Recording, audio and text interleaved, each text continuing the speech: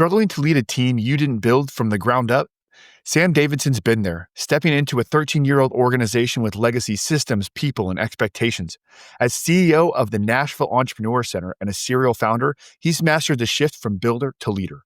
In this conversation, we unpack how to build trust fast, align team around vision, and lead with purpose, even when the playbook isn't yours.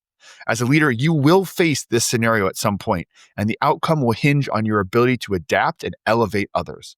This episode will equip you for that exact moment. Welcome to the No Limits Leadership Podcast. We discuss ancient wisdom, real-world experiences, and the latest concepts on mastering leadership of self and others. If you're committed to maximizing your life and your impact on the world, you're home. Welcome to the No Limits Leadership Podcast. I am your host, Sean Patton. We are here where we explore what it takes to break through self-imposed barriers and become the best leaders we can be. Today, I'm excited to welcome Sam Davidson, the CEO of the Nashville Entrepreneur Center. Sam is a serial entrepreneur, author, and speaker who has built businesses with purpose, including Cool People Care and Batch. Now he's leading one of the most influential entrepreneur hubs in the country, helping startups and businesses thrive. And I'm really excited for this conversation. So thanks for coming on today, Sam. Hey, you bet, Sean. Thanks for having me. You know, you've gone through multiple ventures now. I've been an entrepreneur for a long time and seen different sides of this.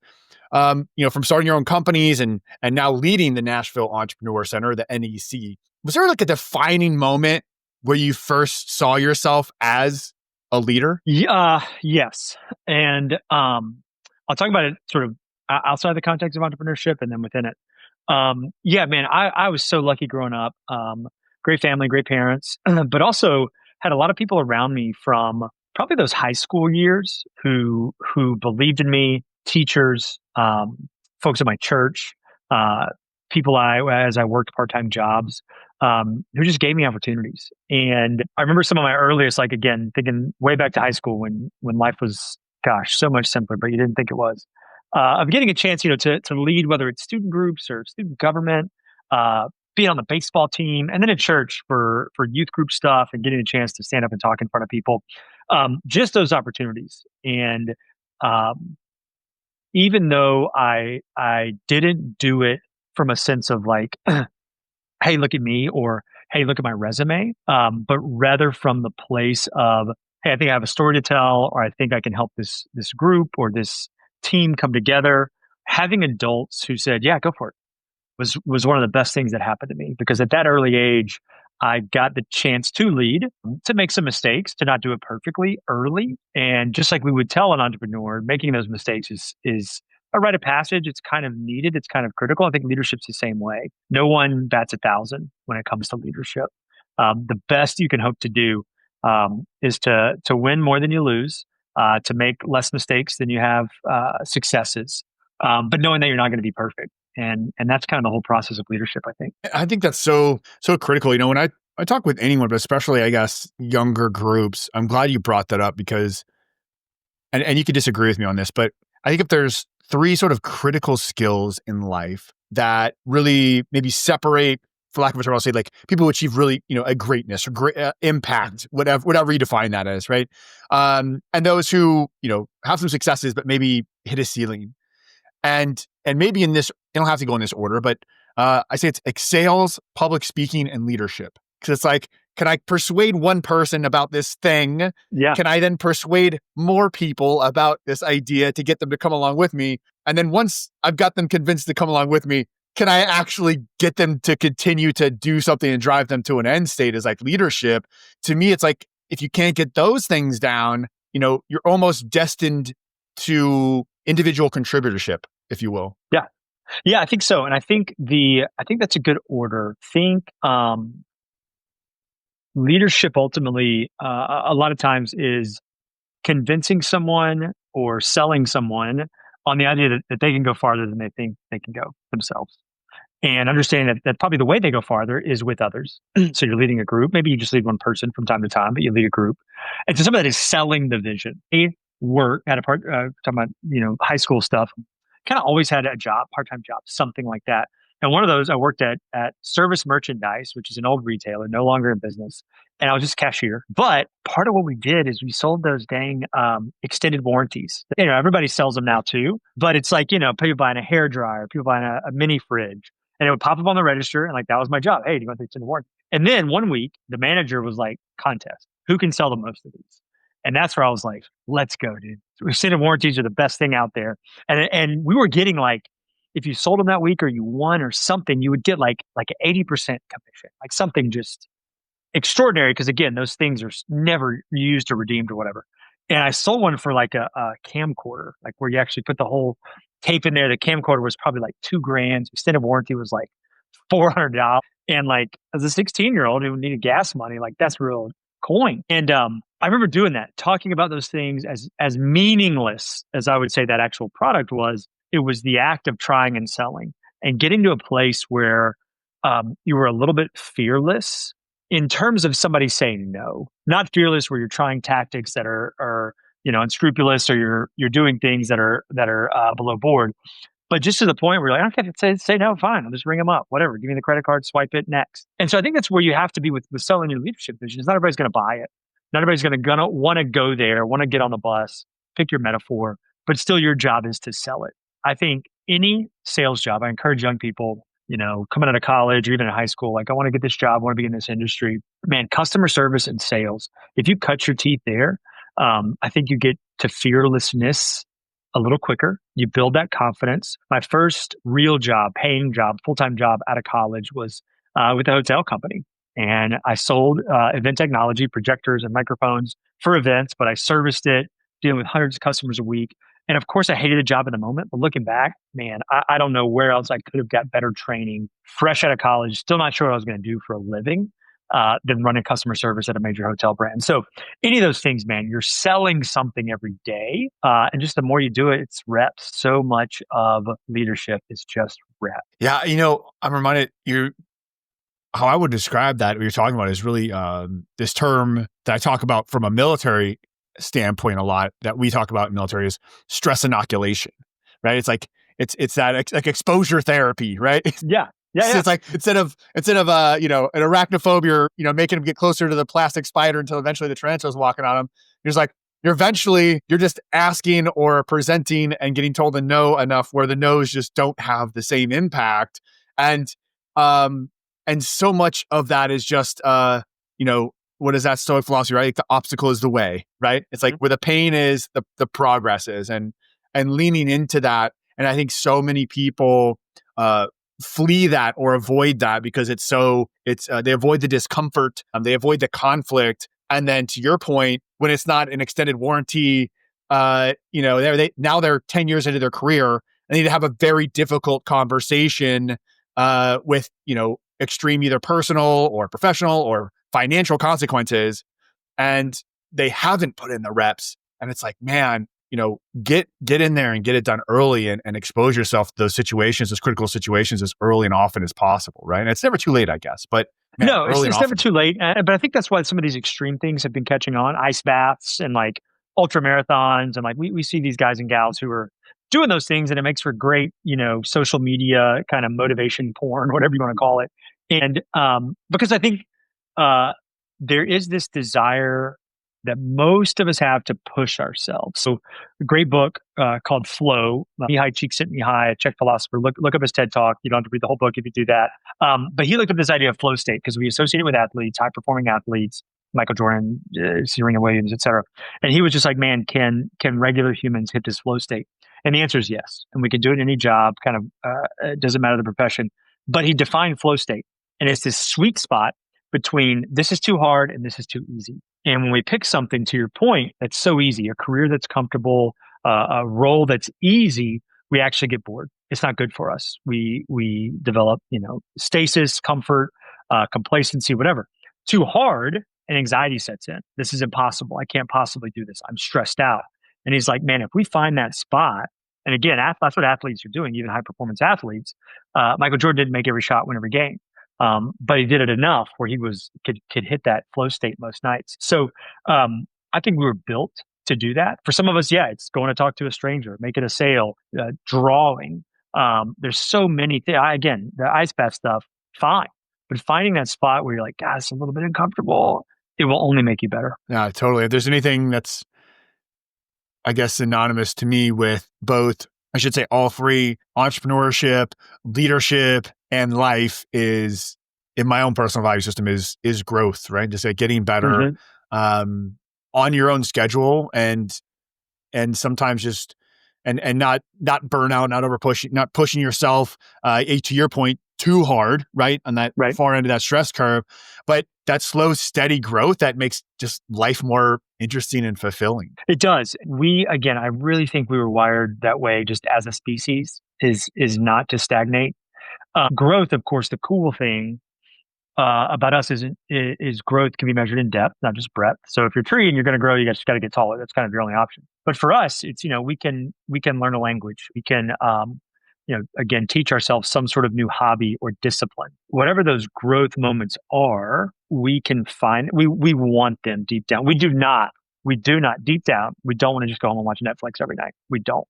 That's the easy choice. We do want to learn something. It gets harder as we get older because going to school, you're there every day to learn. But deep down, we want to keep that going. And I think that's why things like TED or Masterclass or some of these things appeal to us so much is because, gosh, we're actually learning while we're doing this. And so whatever that opportunity is to grow, I don't know anybody who's like been upset that they took the opportunity to learn something, to read a book, to take in art of some kind. And so, yeah, we just got to seek them out because they're not handed to us. Everything else in the world is pointing at convenience. You can fly from here to Australia. You can never leave your house again. You can, again, fly from here to Australia, never talk to another human if you don't want to. Check in online. Everything is seamless. You stay in your house. Again, never talk to anybody else if you don't want to. Everything coming at you from your phone. But that's not how we're meant to live or to lead by any means. And I want to, as we talk about leadership, I think that's another, key aspect for me, because a key component of true leadership to me is investing in other people. And I think you even mentioned that earlier. I think you said that, like investing in other people and helping them grow, right? Helping them see, I don't want to steal I don't have exact wording, but you mentioned helping them see maybe what they're capable of beyond what they maybe see for themselves, and then helping them get there and helping them grow and investing in people, and how that in itself, leading someone like that, creates value for them. And one of my favorite questions for clients I got from a mentor of mine, Ken Proctor, because I help, one of my things in my business is I help companies attract and retain top talent through strong leadership cultures. And it's like, everybody wants that, right? Everybody wants top talent. Everyone wants great employees. And then you ask them, okay, so outside of compensation and benefits, why does top talent want to work for you? Right? What's the And answer? it's like, What's the secret? Yeah. Well, to your point, I think because if you help them grow, right? If you're pouring into people and they know that they're growing personally, professionally, if they look forward to their one-to-ones because they're going to learn new things and they're learning, self-discipline, and they're creating strong purpose, and they're aligning their work with like their long-term goals and all of that, like that person's not leaving you for an extra $5 an hour, right? That person's going to stay with that company for long term. But there is like a difference there between sort of management and leadership. So in your experience, how do you define those and how do they interact with each other to be successful in running the company? Man, yeah, that's a great question. And I think both are needed. We don't need a world that's only leaders, and we don't need a world that's only managers. And some of it, like some people are great managers. And so I don't want to dissuade anybody who's listening to this and is like, you know what, maybe my track is, 80% management and 20% leadership. That's okay. Not everybody can be C-suite, CEO level, totally fine. Sometimes, not that this is where this conversation is going, but sometimes, you need that great number two, you need that great first follower, whatever you want to call it.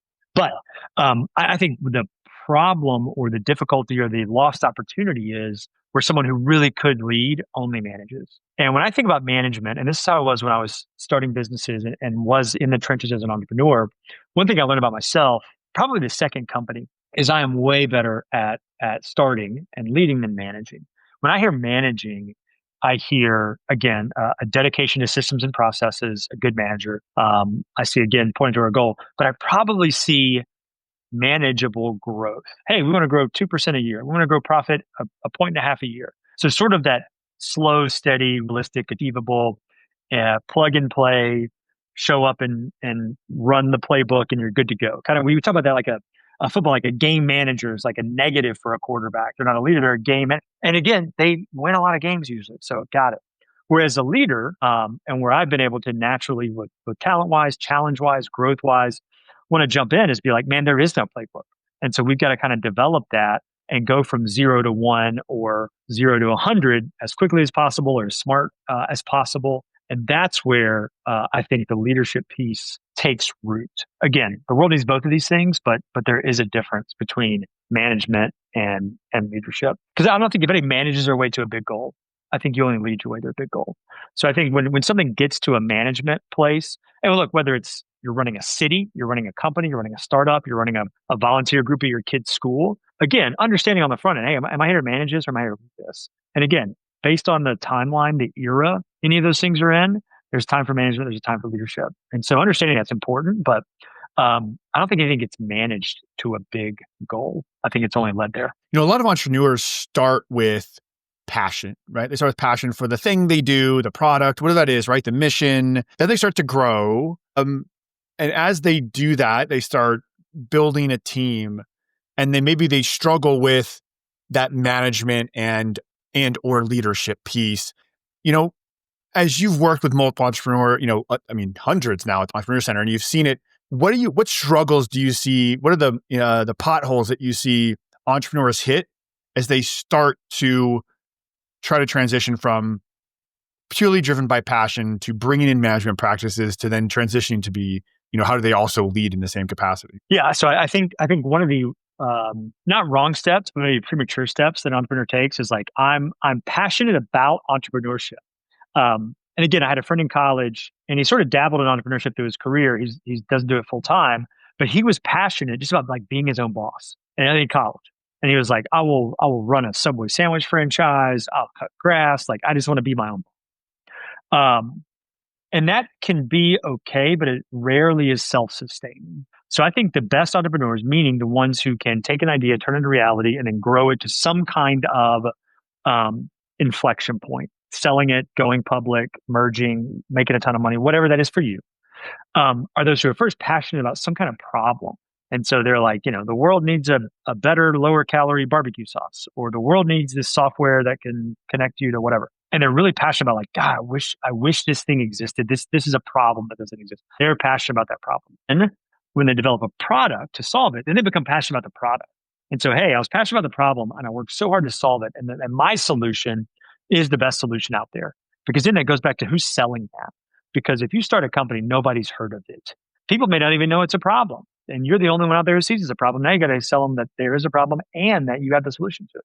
So those two things can start an entrepreneur off on a better or a more right foot than just being passionate about being your own boss.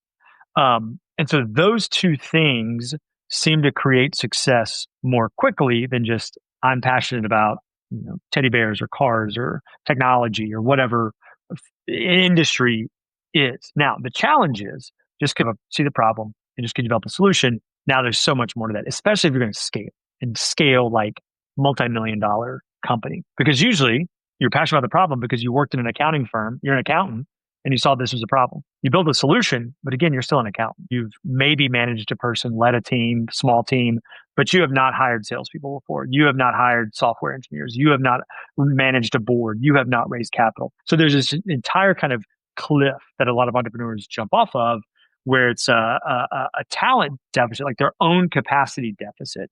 And we like to think that the entrepreneur, because we glorify them in our society, some way more than we should, as like that guy, that gal knows all and can do all. And sometimes they can, but it's usually because they got the reps in. They messed it up before. Their first 6 companies or ideas crashed and burned. And only when they emerge do we get the Mark Cubans or Sarah Blakely's or Oprah's or, again, fill in the blank, where they take a company to great heights. So understanding that about yourself, a lot of what we do here at the Entrepreneur Center, and the reason it's called the Nashville Entrepreneur Center, not the Nashville Entrepreneurship Center, is because entrepreneurs are at the center of what we do. It's that person. And so, hey, you as a person, you've got the problem, you've got the solution, great, but what do you need?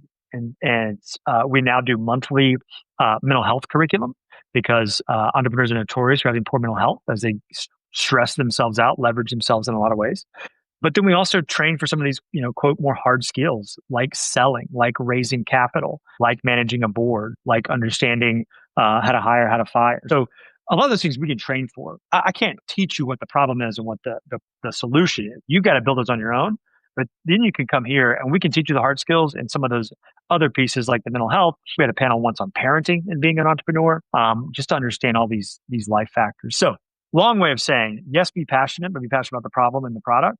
And then as you grow it, understand your own deficits. And I think that's a key mark of a leader is A, knowing you can't do it all. And then B, knowing the things you can't do, who can and who can supplement that, or where can you get better yourself? That I think that's so critical. And, it sounds like through your own growth and development over time, you had these mission-driven companies. Now you're at the Nashville Entrepreneur Center with all that background experience, and you get to see all these different entrepreneurs and leadership styles come together. So through that whole journey, I guess, how has your personal leadership philosophy changed? Oh man, it's a continual work in progress. I think leadership, a lot of times it's situational. So my first company, one of our first employees told this story to a group of entrepreneurs a couple months ago. God, I don't even know why she worked for me more than one day. Like I was in my mid-20s. And like, I just hadn't managed somebody before, especially somebody around my own age. I think when I worked in a hotel, I had like a part-time college kid or something. But this is somebody who had a lot of responsibility that I was supposed to manage, and I was just not good. And I think back to that of how much grace or patience or forgiveness she probably showed me in those moments where she probably knew, like, this guy's in charge of this company.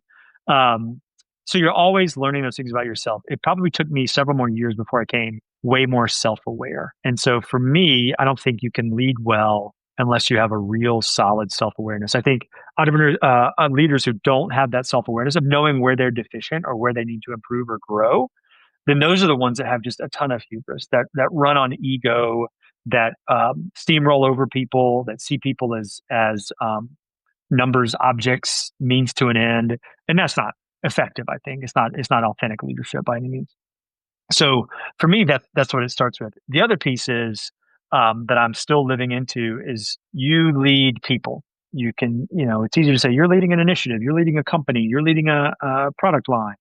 But no, man, you're leading people. And so understanding that human element, that's what makes it, of course, so messy. I get it why everybody wants to use AI and robots because, they're easier to manage on feeling. But man, dealing with people and the stuff that they're dealing with, all the complexities of life, that adds to it. But all the effective leaders, I think, that we admire in our own lives or that we can see and that we idolize for what they've accomplished, I think they understand, at least people that I love, understand they're managing people at the end of it. Well, as you continue to grow now, you mentioned that, like, where's your growth edge now? Like, where are you at personally that you're trying to work on to improve as a leader? So this is the first time running the Entrepreneur Center. I've been here almost 2 years. This is the first time in 17 years that when I came in 2023, it's the first time I stepped into a job I didn't create for myself. And so there was a lot to understand coming in then, a 13-year-old organization that was very healthy, has a great reputation, is doing so much good. Something that I watched as I was an entrepreneur, I watched this place take shape and launch and grow with so many great leaders before me. Inheriting that was a new paradigm for me. Just to be able to say, gosh, I didn't create this. This job predated me and it will be around. I will not be the last CEO of this place. So that was new. And so I'm learning a lot, reading a lot, trying to understand a lot about leadership from that non-entrepreneurial lens, even though it's something that we here teach and coach every day. It's also understanding that, a staff of 13 folks, a board of directors, and so many supporters. We've got a little over 400 active entrepreneurs at the time of this recording that we're working with through our membership or through our accelerator programs. So I didn't create any of that. And so understanding the special honor that is new. And managing a team that I didn't fully hire. Again, as my most recent company eventually got to a size where I didn't make a direct hire every time, but at least was there when people were hired and saw them on their first day. So to walk in and to have people who had been here 2, 4, 6 years was also different. So this is more of a CEO role, even though I held the title at other places. It was because I created the job, gave myself the title once we got to a certain size. And yeah, I earned it, but here to walk into that is just different, and it's special, and it's something new to me. As you continue to grow and navigate, especially in this new role, are there certain habits or routines that have helped you grow as a leader? Yeah, I think one is relying on that core leadership team. And one thing I learned as I grew my prior company was when we got to a point to hire somebody who was in a sales role of like, oh my gosh, that person is better than me. Because I think sometimes as an entrepreneur, I tell every entrepreneur this, like, even if you're you built the product and you're just because you can code, software, like you're still the first salesperson of this thing. You just are. And until you get to a point where you can hire a salesperson who's better at sales than you are, then that's just where you're going to be.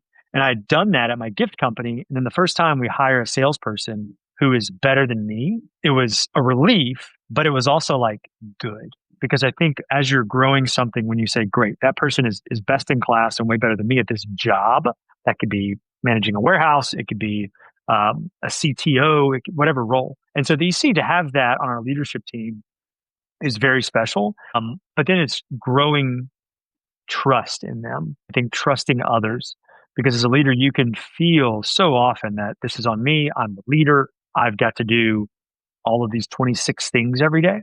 To get to a place where you're like, no, I can't do all 26 things. And I don't need to because I have 3 other people and we can all divide it up equally, not equally, whatever. So for me, I'm still leaning into that and still learning where to rely on them. But you can't get there. Back to the vision discussion. If they don't know what they're trying to manage and lead to, then they're not going to be any help anyway. So still casting that vision. We've got a great 3-year plan that we just kicked off at the beginning of this year, 2025, that'll take us through the end of 2027. And having everybody aligned on that and head in the same direction is such a key benefit. And that is something that I had to set the tone with and help create through lots of input of where we want it to go. How do you approach, especially now that you've got a team that, as you mentioned, you didn't hire, right? You didn't handpick each person. You showed up and this is the team you got. Mm-hmm. What is your system or plan in terms of aligning with them and leading them personally? Like creating that, we mentioned helping them grow. Like, what does that look like for you in terms of, developmental coaching, counseling, weekly one-to-ones? Like, what does that look like when you work with each member of your team to help them grow and become better? Yeah, so there's weekly leadership meetings where the 4 of us get together.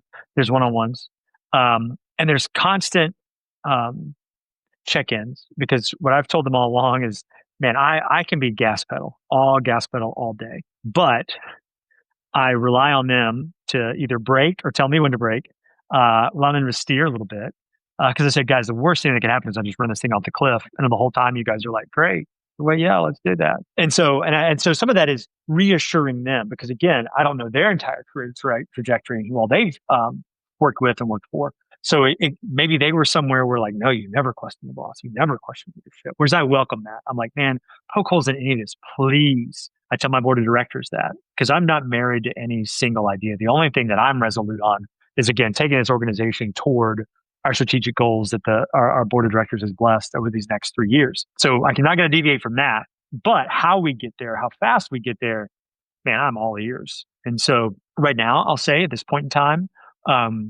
we're looking really deeply at infrastructure. So my dad was healthcare his entire career, ended up over time being part of some founding teams, was never the front guy out there, but helped found 2 companies. When I started my first company in 2006, I asked him for some advice, and we'll talk about different stuff. And the first piece he said, he was like, never outgrow your infrastructure. And I've never forgotten that. And I'm mindful of it because infrastructure costs money and it takes time to set up and train. Meaning that you can be the greatest storyteller, salesperson in the world, and you can have POs, for a mile. But if you don't have the actual operational setup to deliver on that, those are all going to go away. And so there's this tension between people who are building companies or teams or leaders who are like, how fast can I go with who and how we're working? And so that's something we're mindful of right now is as fast as I want to go, as where we've set those goalposts, and making sure that we've got enough engine, enough gas, the game plan to actually get there. What is that? As much as you can share, I guess, what's that 3-year vision look like? Yeah. So the overarching strategic intent statement is that by the end of 2027, we want to meaningfully help 1,000 entrepreneurs a year start or grow a business. So we get to that number in a couple different ways, but some of that is membership. So we operate a membership basis month to month. different tiers. We have an awesome building that includes co-working space for entrepreneurs. So no matter your idea, no matter your stage, you can join. Not only co-working, but that also gets you access to over 150 advisors. So you're stuck on something or you have an opportunity, kind of dial up an advisor. These are all volunteers that will give you their time to help you figure that out. There's also an online community, resource library, et cetera. So that membership is intended to be longitudinal. So we have 300 active members right now. The other way is through accelerators. We have 5 accelerators based on either your business stage, like kind of idea stage, or just getting started, onto ones that are more mature and want to hit, say, the $1 million mark. We have accelerators based on industry, like fintech and healthcare. Those are 12-week programs. We run those at the same time. And so right now we've got a little over 100 founders enrolled across those 5 programs. So we do that twice a year. So hopefully in the fall, we'll have another 100. And so that's how the math starts adding up. So about halfway there for where we want to be. A couple of the key metrics that get us there, because as we recruit more entrepreneurs, we need to recruit more advisors and mentors. And so both of those things, we can't just do one without the other. So there's 8 different key metrics there, but they're all pointed towards, can we help 1,000 entrepreneurs a year? Again, start or grow a business. So we do like lunch and learns. Anybody can come to those. Just because you come to a lunch and learn, we've got one coming up this month about capital and just understanding, do I raise money? How do I raise money? What kind of money? What do I start with this? Should I look at a loan? Should I look at venture capital? What's going on? You could come to that. Does that mean we help definitively you grow your business? Tough to say. But if you're a member and you're leveraging mentors, then yes, we're helping you grow your business. If you're going through our 12-week curriculum, yes, we're helping you grow your business. So there's all of those opportunities that we do on a very regular basis to get to that number by the end of 2027. With, Nashville Entrepreneur Center has been around, like you said, like 17 years, right? Is that what you said? 15. Like Yeah, 15. 15 years. Okay. So it's been, I know I got out of the military in 2015 and kind of started my entrepreneur stuff around 2014, 2015 in Nashville, and have kind of seen that grow as well. What role do you think an entrepreneur center support plays in interacting with the growth and development of a city? Yeah, I think they go hand in hand. And so that's part of our DNA as a center, is that we were started 15 years ago because the city leadership at the time, 75 people came together, was part of this initial steering committee, convened by the Chamber of Commerce to really look at what can we do as a city to help create more entrepreneurs. And other cities in Nashville's kind of peer set had resources like that. So before that, it was kind of hard. It was like, hey, I have an idea, but I don't even know what to do now. Who do I even call to ask? And there wasn't a centralized force. So some of our role still is to be that first stop for entrepreneurs. Whether you move here with a company from a different place, or you're here working a day job and you've got an idea and you're like, okay, what's the first thing? Call us first. And we may say, hey, who you need, what you need is actually over here, and we'll send you there, happy to do it. Or we'll say, hey, yeah, we've got this program or this opportunity, so here's we can walk you through these things. As we've been around 15 years and have worked with well over 14,000 entrepreneurs in some capacity in that time, those companies have raised 100 million in capital, created 400 million in revenue, 300 million in capital raise. Sorry, in exit, 100 million in exit value, 300 million in capital raise. Thousands of jobs created. They're absolutely crucial. I think cities that are growing are growing because of entrepreneurs, not exclusively, but it's a big ingredient. And cities that are shrinking, I think it's because it's hard to, or people don't want to be entrepreneurs there. They're not seeing the opportunity. Again, not a one-to-one correlation, but something that's pretty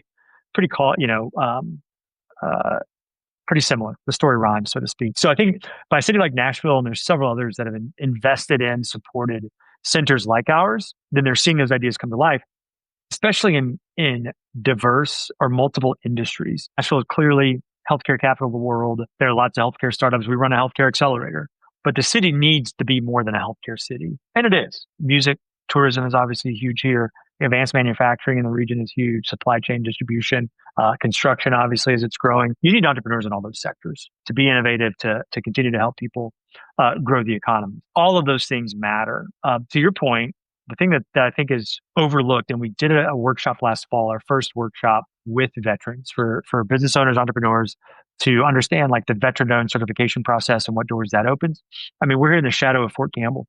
Thousands of military folks who are leaving the military every year, military's families and spouses. Entrepreneurship is such a viable career option post-service. for so many veterans. And we're seeing that. We've got a couple in our current accelerators that's part of their story. And so I think there's a huge opportunity in um, military towns or cities that are adjacent to significant bases where folks are again ending their career or spouses and family members to really leverage and teach some of those skills. Bunker Labs is a great example that for a long time they eventually merged with the University of Syracuse. That was training so many veterans to start viable, sustainable businesses. There are venture capital funds that are just focused on veteran businesses. There are franchise opportunities that are focused on providing franchises to veterans. So viable and so needed. Yeah, it's funny. I don't know if you knew that. So yeah, I was Bunker Labs ambassador for 2.5 years under Blake there You get it. with Entrepreneur Center. Yeah. Did that multiple cohorts, graduated and then ran 4 cohorts out of there. It's so important. And then one of my clients is actually the National Veteran-Owned Business Association.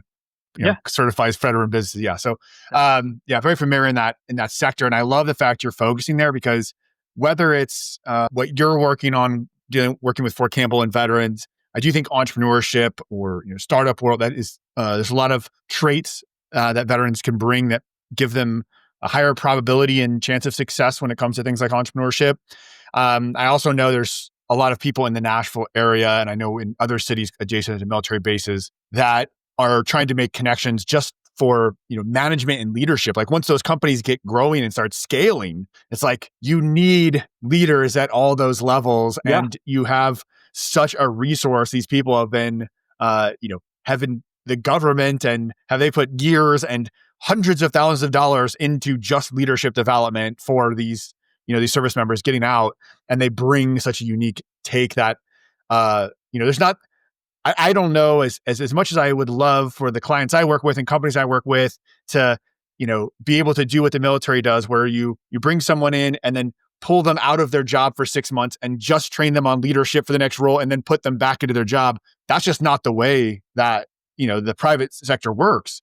And so what a unique way to grab someone who is not just has, 9-10 years experience, but let's call it 2-3 years of that was nothing but just intensive leadership and management training that you can't replicate that in almost any sector outside of it. No, and I saw a presentation literally this morning, and it was the first time I'd heard a veteran who was then hired private sector after her time in service here, and she talked about purpose. So when I was in the military, work had purpose every single day. I knew why I enlisted or signed up or however she got into it, and then you get out and you're like, well, now what's my purpose? And she felt where she ended up getting hired and her career progression in that sector provided her with purpose again. And again, her family gave her purpose, all that kind of stuff, but from a work standpoint. And to me, that goes back to this idea of leadership, is that company was able to provide leadership to her to say, here's how we can connect the dots, even though I think it was in financial services where she ended up, was still critical to giving her that purpose that she experienced every day while in the military. Man, I think I see it all the time, especially with my camera switched on me here. Especially with anyone that goes through transitions, right? I'm sure maybe you've seen this with other entrepreneurs that they grow a company, it's their life, it's their purpose. They're solving the problem, and then they sell it, and then it's oh, now what? For the last 10 years, I've been the guy or gal who has been doing this amazing thing, solving this problem, making the same pitch 10,000 times. Yep. Now that identity's gone. And it's like, what is that next identity? And I think helping as leaders, when we can play that role in helping someone find that purpose and that mission, and when we can align, as you mentioned, the work they're doing every day with this higher purpose, higher mission, personally, professionally, we can create total alignment as leaders. That is the force multiplier, right? That's when we can help people grow. And, coming back full circle to your original point, being a leader who helps people accomplish more. I think, what is it? John Adams, right, has this quote. It's like, if you inspire others to dream more, do more, and become more, you are a leader. Right? Yeah, I don't disagree. And that's, I mean, the question is always, how do you lead the stage? I mean, we see it in athletes stay way too long because that's their identity. Versus like, hey, you know what? I'm going to give up this slot to the younger guy or gal who's ready. And I'm going to end my career, the next 2 years, instead of trying to grind it out and keep giving myself cortisone shots or whatever, I'm actually going to train them and that's going to be my legacy. No, they don't. And you see that especially with entrepreneurs who are willing to hand over the reins of their company, whether because they sell it or they recognize it's someone else's turn. That's leadership, man. It's again, realizing not your deficiencies necessarily, but the potential in someone else to take this to the next level. Incredible amount of humility, incredible amount of leadership to do that. But it also requires that you find purpose outside of that job. And I think that's what's because for entrepreneurs, and this is some of why we hit on the mental health stuff here, it's because you can be so focused and 1 year turns into 6, turns into 15 of being so focused and resolute. And even if you're not burnt out, it's all you think about, it's all you talk about, it's what your entire future wealth, retirement is wrapped up in. So it has to succeed. And then you just get to a point where like you look around and you didn't develop key relationships. You didn't invest in those community causes that were passionate to you. So that well-roundedness, for lack of a better term, is critical in any job so that your identity is not tied to one thing only. And Sam, this has been fantastic. And you're doing such fantastic work. You mentioned so much of kind of your growth trajectory and different lessons. And you mentioned, how you started off with those opportunities in high school and stepping up and trying to lead. And if you go back and see, that 17-year-old Sam stepping up in the church group or whatever, I was like, what's one piece of advice you give younger Sam? I think a couple of things, of course, in retrospect. One is, man, you're not going to end up where you think. Not in a bad way, but just as a way to say, lean into the things that come your way, the relationships, the opportunities, the conversations. That keep planning. I'm definitely like to plan. I like a strategy, but leaving room for those unexpected things. Again, those chance meetings, those random conversations, those doors that open.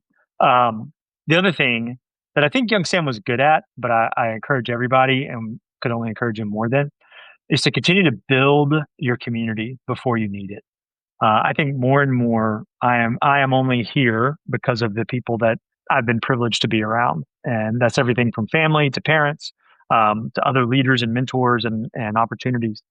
And we were built for community. And the more that we can rely on, surround ourselves with that community, the more opportunities we're going to get. And so the more you can do that, the younger you can do that, the more successful you'll be. Well said. So, and if the audience wants to learn more about you or the Entrepreneur Center, best place to go? Yeah, man. Yeah, check us out at ec.co. So that's our website. You can find our social media links on there. I tend to be most active on LinkedIn, just sort of sharing what I'm up to. You can search for me, Sam Davidson, on there.